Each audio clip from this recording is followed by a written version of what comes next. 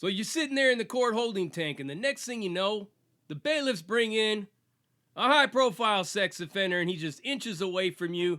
He's at arm's distance. He's right there. What do? This is what I did.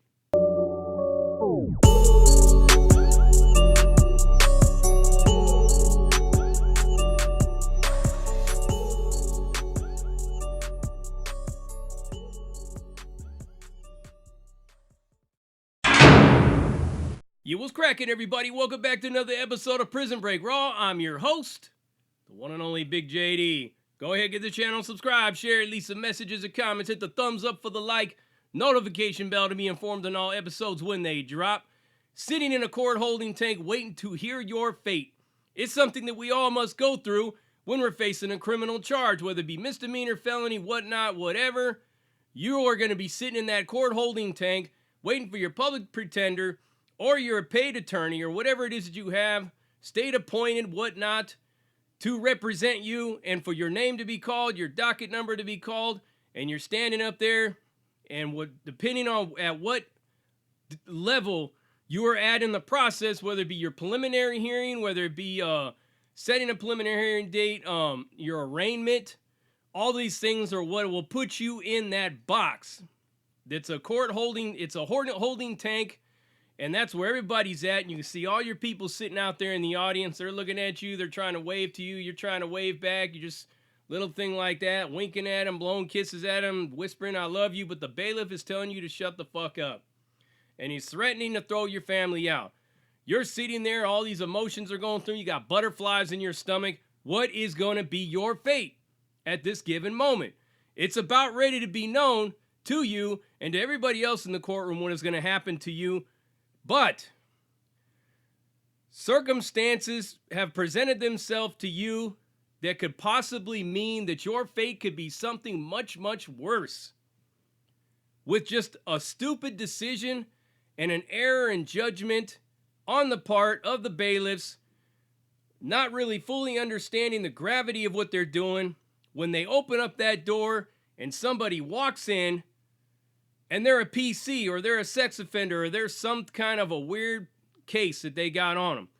Back in the day, this used to happen all the time, right? And a lot of people are so scared to do anything about it because they don't want it to affect their own case. So they think they could get away with it. 9 out of 10 times, a lot of people will just turn a blind eye, turn the other cheek, and not do anything about it. But not JD.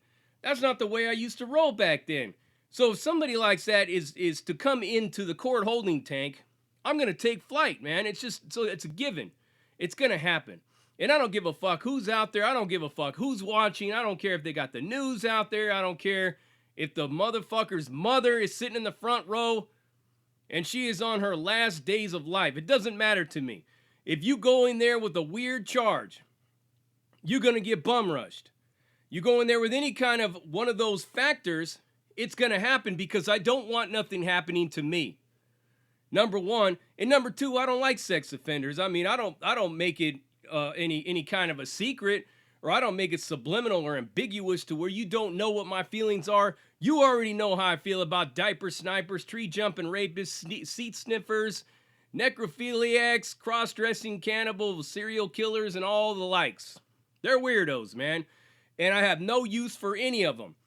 And this is not just because it's prison politics. This is just because there are a lot of factors that I am not going to get into right now that basically says I do not like those people at all. I don't think that we should be wasting a lot of tax dollars on them. I don't think we should even give them the time of day to live off of our tax dollars to sit in some prison comfortable somewhere and protected. I just don't agree with it. I don't believe in it. I think they should be put away somewhere far, far away in a mental hospital or even executed. But that's just me, right? That's just the way I feel. But now I'm in the court, and it's me and one other homie that's in there. And we chopping it up. We're talking. We're just, bullshit and whatnot, talking about what our fate will be. And then click. We hear a click of the door opens, and a dude walks in, and it just so happens that he was a sex offender. And he was in the news like a little bit. I mean, it wasn't like a huge high profile case, but he was in there nonetheless, and we saw him on the bus. The first thing that we did is both our eyes got big. We couldn't believe it. You know, I'm looking at my homie's looking at me, and we're just like, is that, yeah, that's him. So it is on at this given moment in time. You have to act fast, and you have to act in a way that is going to be the most vicious and the most violent and get the most for your buck for the few seconds that you're going to be bombing on this fool, because they're going to rush in there. They're going to spray everybody. They're going to clear out the courtroom. All this shit's going to happen. And you better make the best of it, because you're going to probably get charges brought against you. And this was the case. So I'm just like, well, let's do this. And the homie that's with me is just like a fucking deer in the headlights. He's just stuck. He's just like, Abba, and I didn't think nothing twice about it, man. I got up, reacted, walked right up to him, and bam, fucking blasted him right in the side of the head. He went flying to the side, hit the grill, and I just started tuning him up. And the bailiffs are like, hey, stop. And he's trying to fumble the keys to get through the door to get in there to break us up. And they're all running up the back stairs to get into the courtroom. And it's chaos. The judge is telling us to stop. The DA is telling us to stop. My own attorney's telling me to stop. And everybody in the crowd is just focused in on this event. And I'm just like, just kicking the shit out of this fool. And then right then, the homie jumps up and kicks him a couple of times. You know what I mean? Just gives him a couple of kicks and then sits back down. But that was enough to involve him. He might as well have not did anything at all, right? If that's the case, if you're going to get up and you're going to get busy with it, you might as well go full force and go hard all the way in, because all you have to do is slap him one time and you're involved. Just that quick. There's people in the audience that were actually cheering.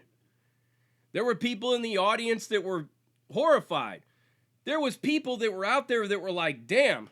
And then there was this girl that was in custody that was sitting off into the corner who was smiling like, yeah, you know, and it was like that. And they got me, they cuffed us up, they took us out, they sprayed us all down, they rinsed our face off and all that shit, chained me up, put me in my own little holding tank, and low key, right, one of those deputies, one of those bailiffs walked by and said, good going. You know, just like that, because they don't like him either. You know what I'm saying? But they got to do their job. Next thing you know, I'm sitting down there wondering what my fate is going to be. And then you have this one bailiff that comes down and it's like, yeah, you're going to get a hate crime because they're a protected class of people. And I started laughing like, are you fucking serious? You're going to give me a hate crime for that? I mean, you put me in that situation. That's your bad, man. You should have taken us out. You should have did something in order to ensure the safety of that motherfucker, because he is in PC. And what does PC mean? PC means protected custody, right? Well, he obviously wasn't protected at that point in time because they just threw him to the wolves.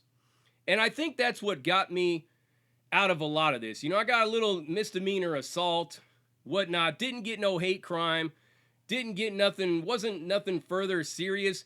It didn't help or hurt my case. I mean, they were already dead set on giving me the amount of time that they were going to give me. They weren't going any lower. They weren't going any higher. They were just focused on the midterm of my charges, and that was it. But yeah, this used to happen all the time. OC, LA County, whatnot. I mean, it happened where you had separate groups that were in the Los Angeles County Jail, whether it be Montavia, whether it be TRGs, were separated from the homies. But we crossed paths all the time. It was a given. I got a story about that very thing coming next. But this one right here I wanted to share with you. What would you do if you were in that same situation? What would you do if you are sitting in that courtroom and the next thing you know, they bring in somebody like Jeffrey Dahmer? What are you going to do? You know that you're probably going to, let's say, for example, you just got some little misdemeanor bullshit. You're probably going to go home tomorrow. You're probably going to get out right away. What would you do? What would you do in your mind? What would be your reaction? Would you be more focused on your date and getting out tomorrow?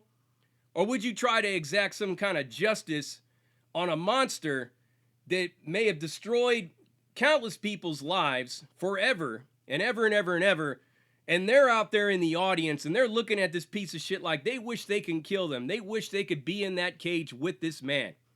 But there you are. But you're getting out tomorrow. What do you do? These are questions that you would have to ask yourself if you are faced with a situation like this. It ain't very common these days because you got the Safer Prisons Act that basically keeps everybody safe for the most part, unless you're watching some bullshit drama Hollywood BS like 60 Days In, watching some guy get the shit kicked out of him while the camera's rolling and no deputies are rolling in there to save him. All bullshit.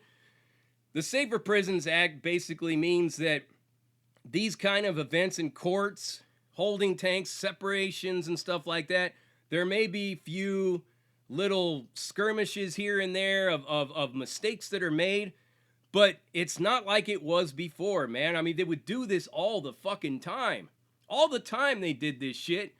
And it put everybody at risk and everybody at jeopardy, and they didn't really care. Because they looked at it like, what are you going to do about it? You're going to take off on them? You're going to get a charge. You're going to get felony assault. You may even get attempted murder, get a hate crime, blah, blah, blah. All these things are going to throw at you. But you have to ask yourself, you're sitting in that courtroom, and somebody like Jeffrey Dahmer or Ted Bundy or Ariel Castro or one of those people or Alejandro Avila that fucking got that Samantha Runyon girl and took her out to the woods and shoved all kinds of tree branches of a 9-year-old girl and brutalized her, raped her, and killed her. Richard Allen Davis. What would you do if they walk in, but you're getting out tomorrow? You have to ask yourself that question. You have to decide, is the risk of throwing away a year of your life worth putting some lumps on a piece of shit that it's caused a whole lot of grief to a whole lot of people? It may not give closure to that family, but at least you did something in the way of justice. And that's basically the way that I looked at it for so very long. But you would have to ask yourself, what is right or wrong in that situation? What would you do? Go ahead, leave me a comment. Let me know what you would do if you were in a situation like that. Because I already know what I would do if I was in custody. Don't ever plan on going back to custody. So thank God I don't ever have to be put in that situation again. But if I was put into that situation again, I would have to say that I would have to do something about it. I mean, I'm just keep being honest 100%. And that's why I don't involve myself in crime or any of this bullshit anymore, because I don't plan on ever going back.